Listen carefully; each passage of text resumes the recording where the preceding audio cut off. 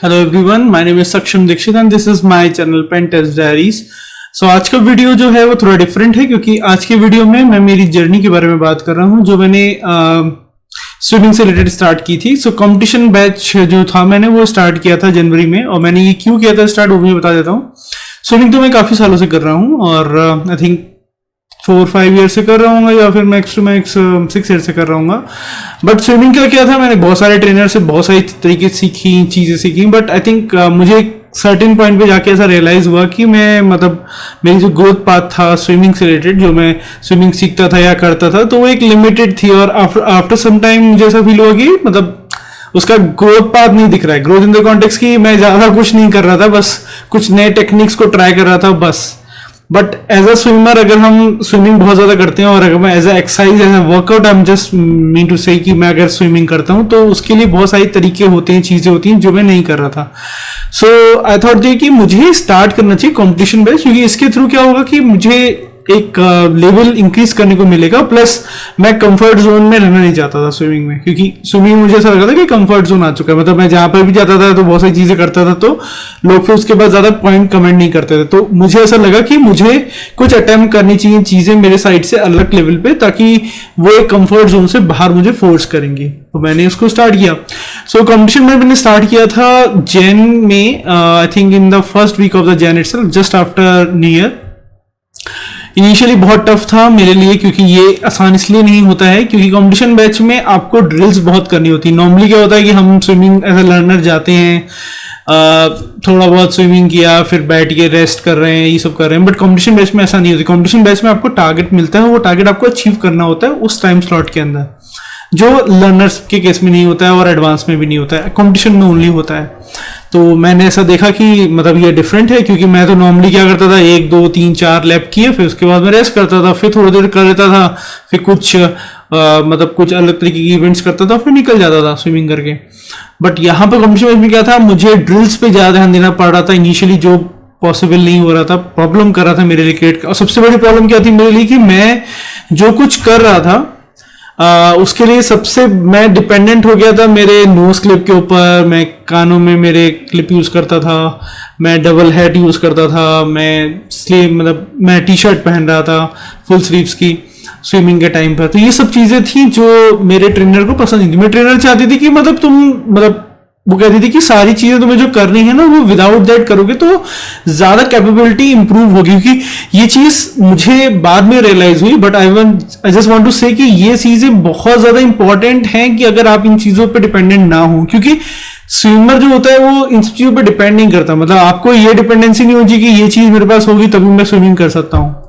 तो मैंने स्टार्ट किया, फिर मैं नोज क्लिप लाके करता था, उन्होंने बहुत बार मना किया, बट एक सर्टेन पॉइंट के बाद जब एक बार डिस्कशन उनसे हुआ तो वो काफी डिसअपॉइंट थी मेरे परफॉर्मेंस से। वो देख रही थी कि तुम काफी कुछ इंप्रूव नहीं कर पा रहे हो, ऑलमोस्ट 6-7 डेज के बाद भी जनवरी में। तो उन्होंने मुझे बोला कि नोज क्लिप एक बड़ा इशू है तुम्हारे लिए, क्योंकि even you are taking a breath from the mouth but still nose clip लगा होता है। तो उसके बाद क्या होता है कि हम जब भी अपने लैब को खत्म करते हैं तो हमारी पूरी एनर्जी ड्रेन हो जाती है। तो उन्होंने मुझे बोला कि मुझे ऐसा लगता है कि तुम इसे यूज ना करो तो काफी बेटर ऑप्शन रहेगा। बट मेरे को क्या था, मुझे लगता था कि नहीं, मैं नोज क्लिप यूज नहीं करूंगा तो पानी चला जाएगा मेरे माउथ के अंदर या नाक के अंदर और फिर मुझे प्रॉब्लम होगी। बट ऐसा एक सर्टेन पॉइंट आया जहां पर उन्होंने बोला कि अगर ऐसे रहा तो प्रॉब्लम होगी, क्योंकि हम आगे ग्रोथ नहीं कर पाएंगे। तो फिर मैंने एक पॉइंट पे जाके I just have make up a mind in such a way कि मैं आप नोज क्लिप को यूज नहीं करूंगा। तो मैंने बंद कर दिया नोज क्लिप को। मैं एक दिन मॉर्निंग में गया स्विमिंग सेशन के लिए, और मैंने उसको नोज क्लिप को यूज ही नहीं किया। मैंने सोचा था कि मैं 1-2 लैप करूंगा, उसके बाद अगर प्रॉब्लम हुई तो लगा लूंगा। बट मैंने 2 लैप किए, फिर मुझे लगा कि काफी डिफरेंट फीलिंग हुई। फिर मैंने एक और लैप किया, फिर मैंने उसके बाद नोज क्लिप कभी यूज ही नहीं करी। तो that was the last day जब मैंने नोज क्लिप यूज किया। उसका मैंने कभी नोज क्लिप यूज ही नहीं की। फिर उसके बाद स्लीव्स की मेरी टी शर्ट की बात थी, ईयर्स वाले में बात थी, और डबल कैप की बात थी। ये सब चीज़ें धीमे धीमे रिमूव होती गई। मैं कहूँगा टी शर्ट तो इसलिए रिमूव हुई क्योंकि उन्होंने मुझे बोला कि तुम्हारी जो स्पीड है वो स्लो हो रही है, क्योंकि तुम जब भी यूज़ करते हो ना, हम प्रैक्टिकली अगर हम बात करें तो हम अगर कोई भी टी शर्ट पहन के या फिर इवन स्विमिंग की भी जो टी शर्ट्स पहन के अगर हम स्विम करने जाते हैं तो वो पानी में भीगने के बाद हैवी हो जाते हैं, तो हमारी बॉडी को स्पीड नहीं मिलती है जो हमें एक्चुअल स्पीड मिलनी चाहिए। तो अगर मुझे एक्चुअल स्पीड अचीव करनी है तो मुझे ये सब चीजें रिमूव करनी पड़ेगी, क्योंकि मेरे को ये रिटार्ड कर रहा है। मतलब पानी में हर एक चीज आपको रिटार्ड करती है अगर आप उसको विदाउट रीजन यूज करते हैं। तो अगर मैं नोज क्लिप यूज कर रहा हूं, अगर मैं टी शर्ट पहन रहा हूं, तो वो सब चीजें आपको रिटार्ड करती हैं और मैं वो नहीं चाहता था। तो मैंने वो सब चीजें एक दिन रिमूव की और फिर मैंने स्टार्ट किया करना। फिर मुझे लगा कि काफी लाइटर फील कर रहा हूँ, क्योंकि मुझे कम कैपेबल मतलब कम एफर्ट लगाना पड़ रहा था एज कंपेरिजन में जितना एफर्ट देता था जब मैं टी शर्ट पहन के करता था। तो मैंने वो सब रिमूव किया। फिर उसके बाद ड्रिल्स का प्रोसेस अब मैं बताता हूँ। ये तो मेरा स्टफ हो गया जो मेरी एसेसरीज थी जो मैंने रिमूव की, that is one of the thing. Now I just tell you कि एक्चुअल प्रोसेस स्टार्ट होता है ड्रिल से। सबसे बड़ी बेसिक प्रॉब्लम लोगों की ये है कि लोग स्विमिंग करना स्टार्ट कर लेते हैं। लोग कहते हैं कि मुझे स्विमिंग आती है और मुझे सारे स्ट्रोक्स आते हैं, मैं सब कुछ सारे स्ट्रोक्स कर सकता हूँ, but how long you can do the strokes, ये सबसे बड़ी प्रॉब्लम है जो लोगों को पता नहीं है। लोग हार्डली 1, 2 या 3 लैप्स कर सकते हैं, उसके बाद लोग थक जाते हैं। मैं देखता हूँ प्रैक्टिकल, क्योंकि मैं बहुत ज़्यादा स्विमिंग के डिफरेंट पूल्स में जाता हूँ बेंगलोर में, तो मैं देखता हूँ कि लोग स्विमिंग करते हैं बट आफ्टर सम टाइम कि वो थक जाते हैं 2-3 लैप्स के बाद। और इवन मैंने ऐसी काफ़ी जगह देखा है कि लोग कंटिन्यूस कर ही नहीं पाते हैं, क्योंकि लोग कैपेबिलिटी पे उस पर ध्यान ही नहीं देते। लोग ध्यान ही नहीं देते कि मेरा पोटेंशियल कितना है, कितना मुझे यूज करना चाहिए, उसके कारण क्या हो रहा, नहीं करते हैं ध्यान, क्योंकि उसके लिए ड्रिल्स होती हैं। मतलब बेसिक रीजन है, ड्रिल्स जो होती हैं वो इसीलिए होती हैं ताकि आपकी पोटेंशियल जो है उसको इंक्रीज किया जाए, आपकी कैपेबिलिटी को उस लेवल पे लाया जाए जहां पर जब एक्चुअल यूज किया जाए स्विमिंग में तब आप उसे यूज कर सकें। तो ड्रिल्स की जाती हैं। तो ड्रिल्स मेरे केस में स्टार्ट हुई तो मुझे नीचे लगता था यार ये क्या है, इतना ड्रिल्स के बाद मेरी बॉडी बिल्कुल ड्रेन हो जाती है। तो पहले 5 होती थी किक बोर्ड के साथ किक करना है, फिर 10 होता था, 15 हुआ, 20 हुआ, 25, 30 और ऐसे करते करते 40 तक मैं गया हूँ। 40 किकिंग मैंने एवरीडे बेसिस पे की है, सिर्फ जस्ट किकिंग करता रहा हूँ कंटिन्यूस।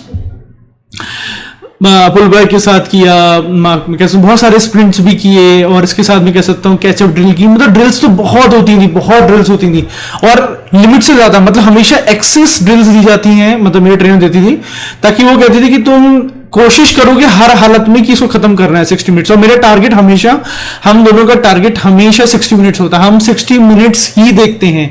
मतलब मेरे स्विमिंग के पूरे स्लॉट, मतलब मैं स्विमिंग कितनी देर भी करूं बट हमारा टारगेट सिर्फ 60 मिनट्स का होता है। 60 मिनट्स में हम कितना कर पा रहे हैं मैं वही चीज चेक करता हूं। उसके बाद मैं कितनी भी देर करता रहूं मुझे कोई फर्क नहीं पड़ता, बट 60 मिनट्स में कितना किया वो मेरे लिए मेन इंपॉर्टेंट रहता है। तो वो चीजें थी, तो मैं करता गया, धीमे इंप्रूव होती गई चीजें, क्योंकि मैंने काफी पुश किया अपने आप को फ्री स्टाइल के लिए। पहले मुझे ब्रेस्ट स्ट्रोक बहुत पसंद था, फिर मुझे लगा कि ब्रेस्ट स्ट्रोक में यार एक लिमिटेशन है, क्योंकि ब्रेस्ट स्ट्रोक में स्पीड नहीं होता है। तो फिर मैंने डिस्कशन किया, उन्होंने कहा ब्रेस्ट स्ट्रोक को बंद करो, तो मैं ब्रेस्ट स्ट्रोक को धीमे धीमे बंद कर दिया। फिर फ्री स्टाइल पे अगर अब बोला जाता था कि तुम कुछ भी अपने चॉइस का कोई भी स्ट्रोक कर सकते हो, तो मैं हमेशा फ्री स्टाइल करने पहुंच जाता था, फ्री स्टाइल ही करता था, कोशिश करता था कि फ्री स्टाइल ही करूं ताकि उससे इंप्रूवमेंट होता चला जाए। फिर बैक स्ट्रोक भी करता था काफी बार। बैक स्ट्रोक का फ्री मैं बहुत ज्यादा करता हूँ, बहुत ज्यादा एक्सट्रीम करता हूँ। फ्लाई भी करता था, सब चीजें कर धीमे धीमे करता रहता था। तो इम्प्रूवमेंट होता गया।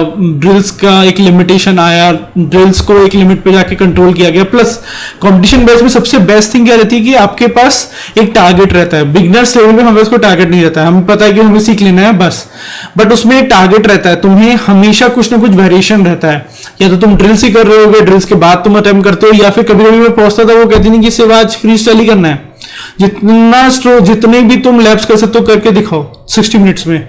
तो वो भी होता था। तो ऐसे जब भी इवेंट्स हुए तो मैंने मतलब मैक्स मैंने 54 लैप्स किए थे 60 मिनट्स में। तो ऐसी चीजें भी होती हैं जहां पर हम सिर्फ फ्री स्टाइल ही कर रहे हैं continuous end to end. Initially ऐसा भी होता था मेरे साथ कि मैं जाता था तो वार्म अप्स करने के लिए कहता था मैडम 2 वार्म अप में मतलब 2 बेस्ट स्ट्रोक कर लेता हूँ फिर उसको स्टार्ट करूंगा, बट ये भी थोड़ा टाइम के बाद बंद हो गया, क्योंकि मुझे लगता है कि उस पर टाइम वेस्ट हो रहा है। क्योंकि मैं जब 60 मिनट्स का स्लॉट लेके चलता हूँ 60 minutes I just want to utilise it till end completely. मैं एक सेकंड को बचाना चाहता हूँ, तो मैं जितना ज्यादा स्पीड होती है उसको पुश करता हूँ ताकि मैं कोशिश करूँ कि 60 मिनट्स में मैक्स कंप्लीट की जा सके। अभी जर्नी पहुंची यहाँ पर है कि हम 3 मंथ्स ऑलमोस्ट कंप्लीट करने वाला हूं मैं। और मैंने आज ये वीडियो इसलिए बनाया क्योंकि मैंने आज 100 लैप्स कंप्लीट किए 80 मिनट्स में। मैंने 60 मिनट्स में 72 लैप्स खत्म किए थे, that's one of the thing. And then after that मैंने पूरे 80 मिनट्स में मैंने पूरा कंप्लीट किया 100 लैप्स को। ये मेरा पूरा टारगेट था। ये आज कंप्लीट किया, बट ये बैक स्ट्रोक था, ये फ्री स्टाइल नहीं किया मैंने, बैक स्ट्रोक में ही कंप्लीट किए थे। फ्री स्टाइल में मैंने कंप्लीट किए हैं ऑलमोस्ट 54, 55, 56 तक किए हैं, बट आज बैक स्ट्रोक का था। तो इसका फायदा क्या था कि मेरी बॉडी इतना ज्यादा क्यों कर पाई, क्योंकि हमने इतनी ज्यादा ड्रिल्स करी थी, डिफरेंट डिफरेंट लेवल पे ड्रिल्स करी थी, डिफरेंट टाइप की ड्रिल्स जो परेशान ही करती हैं। मतलब हम ड्रिल्स नहीं करते हैं, बट हमें लगता है कि इसके फायदा क्या है, बट उसका फायदा एक्चुअल स्ट्रोक के टाइम पर होता है। जब हम एक्चुअल स्ट्रोक का टाइम करते हैं तब होता है।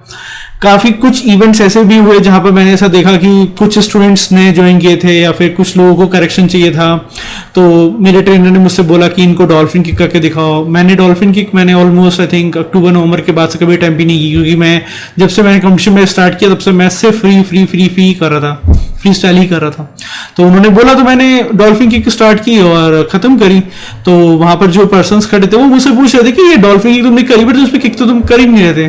बट मेरी बॉडी इतनी स्मूथ हो चुकी थी कि मुझे मैं किक कर भी रहा था तो सब मेरे को पता नहीं चला, क्योंकि नॉर्मली हमने डॉल्फिन में किक बिगनर्स या फिर इंटरमीडिएट लेवल पे लोग करते हैं तो उसकी किक इतनी फास्ट, इतनी ड्रास्टिक करते हैं, इतना हार्ड पुश करते हैं, क्योंकि पानी पूरा फ्लोट करता है। मेरे केस में वो स्मूथली जा रहा था मेरा बॉडी, और मैं डेस्टिनेशन पॉइंट पे पहुंच गया। तो मुझे रियलाइज हुआ कि हाँ यार ये तो बड़ा आसानी से हो रहा है। फिर मैंने उसी के ऊपर उसी दिन फिर मैंने फ्लाई भी ट्राई किया, मतलब मैंने फुल बटरफ्लाई ट्राई किया, वो भी बहुत स्मूथली हो रहा था।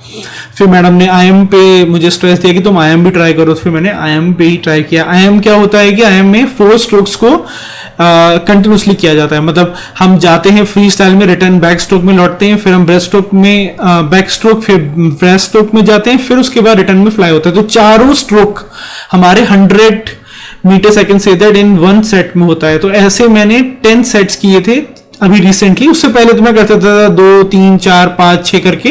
अभी रिसेंटली मैंने 10 सेट्स किए थे almost 1000 metres, which almost be complete I can say 1 kilometre. तो ऐसे भी चीजें होती हैं जो ड्रिल्स में आपकी इंप्रूवमेंट करती है। मैंने उनसे पूछा कि मुझे फ्लाई क्यों करना है, मुझे ओपन वाटर की कंपटीशन के लिए मैं तैयारी कर रहा हूं, तो उसके लिए मुझे फ्लाई क्यों सीखना है। तो उन्होंने मुझे बोला कि इससे तुम्हारा ब्रीथिंग पावर बहुत इंक्रीज होती है, बहुत इंप्रूव होती है। हम जब फ्लाई करते हैं तो उससे ब्रीथिंग पावर बहुत इंप्रूव हो जाती है, and it's reach to that level कि आप उसको यूज कर पाते हैं किसी और चीज में। मतलब हम अगर फ्लाई करते हैं उसके बाद हम फ्री स्टाइल करते हैं तो तुम्हारी बॉडी बहुत लाइटर फील करती है, तुम्हें बहुत स्मूथनेस हमारी बॉडी में आ जाता है। तो वो सब चीजें थी, तो ये सब भी चीजें थी जो इसमें कवर अप हुई, और धीमे धीमे करके जर्नी यहां तक पहुंची है। तो ऑलमोस्ट मैंने अभी 3 मंथ्स कंप्लीट किए हैं और मेरे कंपटीशन बैच के। मुझे काफी कुछ और सीखना है, और स्ट्रोक करेक्शन भी एक मेजर पॉइंट है विच जो मैं रेस करना चाहता हूं सबके सामने। लोगों को आता है, बट स्ट्रोक करेक्शन जो है वो बहुत इंपॉर्टेंट इसलिए क्योंकि आपको पता नहीं होता है कि अगर हम जो भी स्ट्रोक गलत तरीके से कर रहे हैं उसको सही करने में टाइम बहुत लगता है, क्योंकि हमारे माइंड का एक स्टेट होता है, हम उस स्टेट पे पहुंचने के बाद हम उस चीज को वैसे ही करते रहते हैं, इवन कितना भी कोई इंप्रूवमेंट कहे। बट अगर किसी चीज को कंटिन्यूअस इंप्रूव किया जाए तो वो एक सर्टेन पॉइंट में जाने के बाद वो स्मूथ हो जाता है, वैसा हुआ। तो फ्री स्टाइल में इसलिए मैंने 3 मंथ्स दिए ताकि वो बिल्कुल स्मूथ हो गया। अब जब मैं फ्री स्टाइल करता हूं तो बॉडी इतनी स्मूथली जाती है, मुझे ग्लाइड भी करना होता है, मुझे पता है कि 3 डॉल्फिन्स भी करने, उसके बाद में स्टार्ट करता हूं, तो वो सब बॉडी का स्ट्रक्चर बनता जाता है। क्योंकि एक स्ट्रोक को कंप्लीट करने में कभी भी ऐसा नहीं होता कि सब चीजें मतलब आप एक साथ कर सकते हैं, कभी नहीं हो सकता, क्योंकि आपको पता है कि 70 to 80% किकिंग भी इंपॉर्टेंट होती है। तो किकिंग करना, फिर उसके साथ में साइमल्टेनियसली आपको पता होना चाहिए आपके आर्मेंशन कितने स्मूथ होने चाहिए, प्लस आपको ब्रेथ भी लेनी है फ्री स्टाइल में, तो वो कैसे कब लेनी है, हेड कैसे रखना है, कितना फ्लो करना है, सब चीजें पता होनी चाहिए, कितना आपको पुश करके ग्लाइड करना है, वो सब चीजें पता होनी चाहिए कि चीज करेक्शन पे होती हैं। प्लस आपको जब ब्रेथ लेनी है तो आपको कितना रोटेशन करना है हेड का, वो सब चीजें जो होती हैं वो part by part cover up होती जाती हैं, और हम उसी चीज से इंप्रूव करते हैं जो नॉर्मली मेरा कहना है कि काफी लोग जो सीखते हैं वो उस पर ध्यान नहीं देते, उन्हें लगता है मैंने सीख लिया बस छोड़ दिया, उसके बाद उन्हें लगता है कि हम भी जाएंगे तो कुछ भी उल्टा सीधा कर लेंगे। वैसा नहीं होता। अगर आपको स्ट्रोक प्रॉपरली सीखना है तो आपको प्रॉपर सीखना चाहिए स्टेप बाय स्टेप कि कैसे क्या क्या करेक्शंस हैं। इवन काफी लोग ऐसा भी करते हैं कि नहीं मुझे करेक्शन बता दो, मैं करेक्शन कर लूंगा, बट करेक्शन बता देना और हो जाना इतना आसान नहीं होता, क्योंकि हमारी बॉडी का स्ट्रक्चर जो है वो एक मतलब अटेम्प्ट कर चुका होता है, मतलब हम एक चीज को अटेन कर चुके होते हैं और हमें लगता है यही तरीका बेस्ट है। मतलब काफी लोग क्या करते हैं, ओपन हैंड करके स्विम करते हैं, काफी लोगों का क्या रहता है कि लोग बेंड कर लेते हैं हैंड्स को, तो बहुत सारी चीजें होती हैं जो लोग ट्राई करते रहते हैं अलग तरीके से, बट उन्हें पता नहीं होता है कि ये चीज सही नहीं है। मतलब ग्लाइड करने के लिए क्या चाहिए, कैसी कैपेबिलिटी, कैसे कटर होता है, वो सब चीजें होती हैं जो इंपॉर्टेंट होती हैं। तो मेरा मोटिव यही था इस वीडियो में बनाने का कि मतलब मैं आपको बताऊं कि मेरी जर्नी कैसे क्या हुई। ये कोई टेक्निकल वीडियो नहीं था, ये मेरी जर्नी का एक सेक्शन था जो मैंने बनाया और मैंने जो कवर अप किया इस वीडियो के अंदर। मैं आपको बताना चाहता था मैंने क्या क्या चीजें सीखी, और मैं बहुत खुश था क्योंकि मैंने आज जब ये चीज की, मैंने 100 लैप्स की, तो मुझे लगा कि मुझे कुछ बनाना चाहिए वीडियो और सबको बताना चाहिए कि ये चीजें हैं जो काफी लोगों को मोटिवेट कर सकती हैं कुछ और चीजें सीखने के लिए। मैं बाकी बहुत सारी चीजें करता रहता हूँ। रूबिक्स क्यूब का डेफिनेटली बहुत जल्दी मैं एक वीडियो बना रहा हूँ, मतलब सब सेक्शंस बना रहा हूँ, क्योंकि मैंने बोला था कि मैं ट्यूटोरियल्स बनाऊंगा 7x7 के, तो ट्यूटोरियल्स रह गए हैं। मैंने एक फुल फ्लैश वीडियो तो अपलोड कर दिया था, बट एक टेक्निकल सेक्शन वीडियो जो था उसमें पार्ट्स में बनाना था, वो बिना पेंडिंग है, मुझे बनाना है, वो अभी बन रहा है, तो मैं उसको भी बना के सून उसको अपलोड कर दूंगा, वो भी बहुत जल्दी हो जाएगा। तो दीज आर द थिंग्स जो मुझे कवर अप करनी थी इस वीडियो के अंदर। और अब आने वाले 6 मंथ्स में, ऑलमोस्ट जब मैं 6 मंथ्स कंप्लीट कर रहा हूँ तो उस समय मैं एक वीडियो बनाऊंगा जहां पर मैं बताऊंगा कि मैंने क्या क्या चीजें और सीखी। अभी बहुत सारी चीजें बाकी हैं मुझे सीखनी है, जो मुझे लगता है हर दिन कुछ नया है, हर दिन अपने को आउट ऑफ द बॉक्स आगे करना है, अपने को ज्यादा पुश करना है ताकि चीजें हो सके। मुझे पता है हर दिन हाई नहीं होता, हर दिन आप ऐसे नहीं कह सकते कि मैं हर दिन जाके 40 लैप कर लूंगा, ऐसा नहीं हुआ, ऐसा मेरे साथ भी नहीं हुआ है, मैं मानता हूं। कभी ऐसा भी हुआ है मैंने 20, 22, 25 लैप ही करे हैं, ऐसा हुआ है, लास्ट वीक भी हुआ है। क्योंकि कभी कभी आपकी बॉडी ऐसी होती है, थक जाती है, तो आपकी बॉडी को नहीं चाहिए होता, रेस्ट चाहिए होता है। बट मैं ये चीज कोशिश करता हूं कि मैं हर दिन जाऊं, हर दिन मैं स्विम करने जाऊं, ताकि मैं कम करूं, मतलब मैं 20 लैप ही करूं, 25 लैप ही करूं, बट मैं जाता हूं ताकि बॉडी रूटीन में रहे।